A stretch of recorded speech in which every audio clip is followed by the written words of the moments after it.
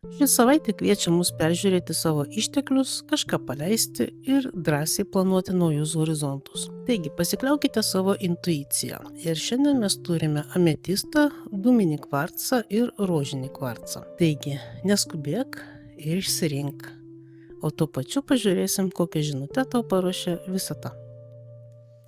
Taigi, jei pasirinkai pirmą variantą, čia mes turime ametistą ir 6 diskus.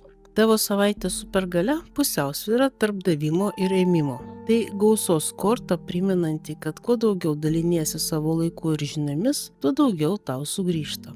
O ametistas padės tau pajusti, kam tavo pagalba šią savaitę reikia labiausiai, kartu išlaikant vidinę ramybę.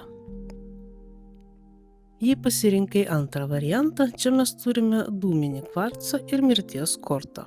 Tikrai nereikia išsigąsti, nes tavo supergalia šią savaitę tai transformacija. Šią savaitę kažkas tavo gyvenime turi pasibaigti, kad užleistų vietą naujai pradžiai. O dūminis kvarcas suteiks tau stiprybės ir įžeminimo šio virsmo metu. Paleisk tai, kas nebetarnauja, ir leisk sau gimti iš naujo. Na, o jei pasirinkai trečią variantą, čia mes turime rožinį kvarcą ir 2 lazdų kortą. Tavo supergalia – vizija ir drąsūs planai. Tu stovi ant naujo kelio slenksčio ir visas pasaulis tavo rankose.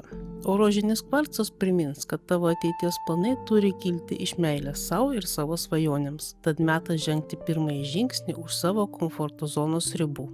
Taigi, brangieji, kuri korta labiausiai atitiko jūsų lūkesčius? Parašykite komentaruose ir nepamirškite prenumeruoti kanalo. Tai padės man augti. Tad iki pasimatymo kitą savaitę.